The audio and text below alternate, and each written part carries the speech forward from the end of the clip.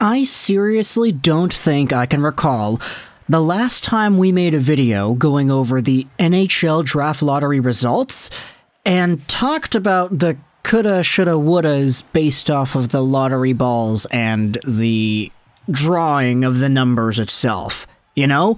It's a pretty common theme throughout these drafts where you'll find a PDF somewhere after the draft lottery has been done where it shows off the winning combination and it shows all the other combinations that belong to all the other teams.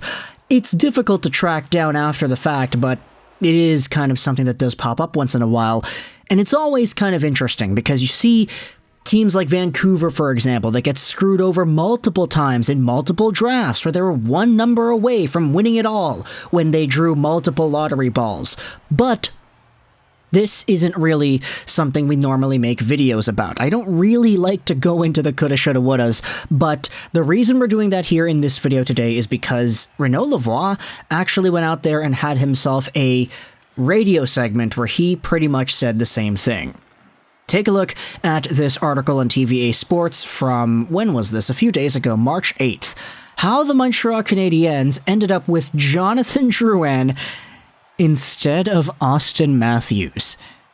And you know, when I see an article like that, I gotta go out there and click on it. Guys at TVA Sports, y'all are doing a very good job at making the clickbait work. I'm kind of a master of clickbaiting myself. So I see some good clickbait, I'm like, yeah, no, that's some good clickbait. You got me clicking on the article and you got me making a video about it too. So let's go out there and read what this says.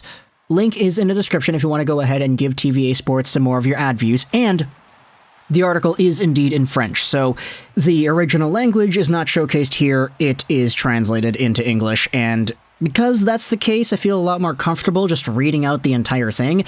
It's a short article anyway, so it kind of just goes over the 2016 NHL Entry Draft.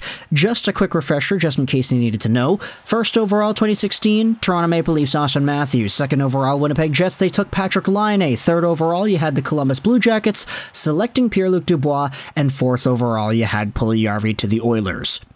Hockey is often a matter of luck. A story revealed by our journalist Renaud Lavoie on the radio on Wednesday illustrates this perfectly, due to a combination in an abacus. Am I pronouncing that word right? I'm going to go out there, copy this, paste this. Am I saying that right? Definition here. Abacus. An oblong frame with rows of wires or grooves. Okay, no, that is not what this is talking about. Due to a combination in, let's just say, a matrix. What could have been Auston Matthews ended up becoming Jonathan Drouin for the Habs. The background here. When the Toronto Maple Leafs won the first overall pick in 2016, the Canadiens finished second in the abacus, or I guess we could say the way that the numbers were spewed out. That's probably the best way to say it without making things too complicated. The NHL was not required to disclose this information. It simply revealed the winners of each of the three lotteries for the three picks. This is secret information, explained Lavoie. Someone who worked for the Maple Leafs told us that. Imagine if Auston Matthews wore a blue, white, and red sweater. That year, Marc Bergevin and Trevor Timmins had set their sights on Russian defender Mikhail Sergachev in 9th place. However, Sergachev was traded a year later to the Tampa Bay Lightning in a trade for Drouin. Drouin, 27, is now completing the final year of a 6-year contract. He'll become a UFA at the end of this season. His future in Montreal is uncertain. His personal highs with the Canadiens were reached in 2018-19, 18 goals and 53 points. Matthews is a superstar. He hit the 40-goal mark 4 times and even 60 last season. Now, this is why I don't really like to make videos about this type of thing, because I feel like there was a similar conversation happening about the Canucks in this exact same draft. The Canucks were one lottery ball away from getting Matthews. They were one lottery ball away from getting Nico Hischier. They were one lottery ball away from getting Dahlin. It always happens like that. And I can't find the exact source on things right now. These are articles and posts made on forums from 6, 7, 8 years ago. So it's a little difficult to try to pinpoint everything down. But I feel like this conversation is one that you could have with so many teams because there are just so many gosh darn combinations. And it's a little bit watered down in this article in particular, because the example of the numbers isn't actually included here anywhere. It just says the NHL doesn't disclose the information, but somebody from the Toronto Maple Leafs said that it might have happened. Okay, well, I could say anything I want, right? Somebody from the Toronto Maple Leafs says that Auston Matthews could have been an Oiler. Who knows?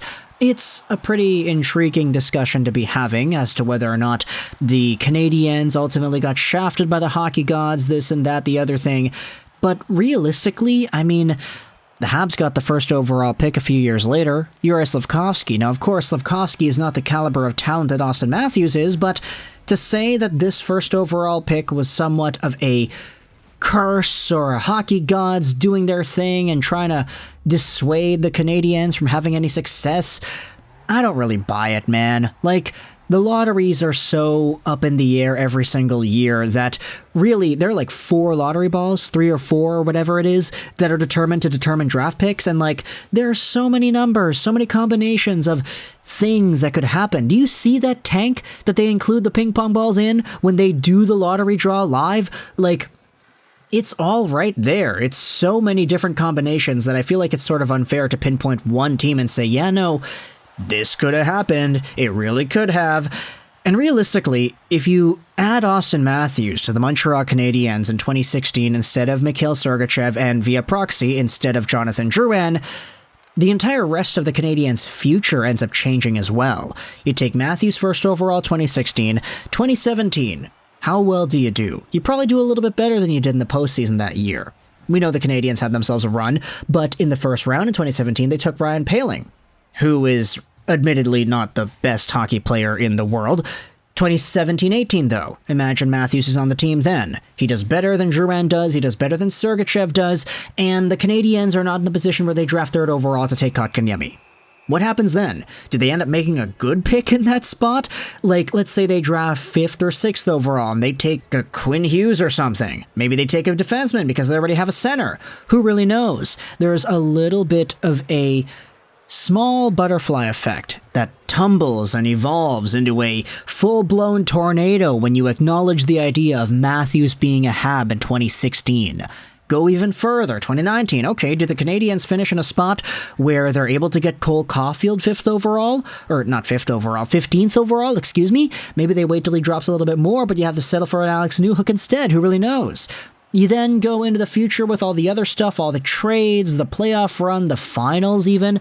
Hey, you want to make a joke? Maybe Auston Matthews is on the Canadiens. They don't even make it past the first round anymore. You remember when they actually did some stuff? In 2020, the bubble, they beat Pittsburgh in the play-in series. That was already a pretty big win. The Toronto Maple Leafs couldn't get past the Blue Jackets in their play-in series. What about now? There are so many different jokes that you can make about this entire situation, but at the end of the day, I do think this type of conversation is sort of unnecessary. And I know I'm kind of being a nuisance by adding on to it, by making a video about it, but like, come on, you see the clickbait in the title. They did such a good job, I kind of had to jump on it myself and say, all right, let's talk about Matthews and the Canadiens. So if you thought this video was actually worth your time sitting around and listening for 8 minutes, then let me know in the comments all your thoughts about the sort of train of thought that I brought up here. How Matthews would be a guy that would change the entire trajectory of the Canadiens, and he might be able to get goals, he might be able to score. Who knows if he's able to do this and that? Who knows if the Canadiens make a trade for Suzuki or whatever? Whole bunch of stuff goes differently if Matthews is a HAB in 2016. I want you to let me know your thoughts in the comment section below, how you think of all this. Link is in the description once more to the article on TVA Sports where this is all pulled from, but I hope you enjoyed this Juraj Rolls 99. And bye.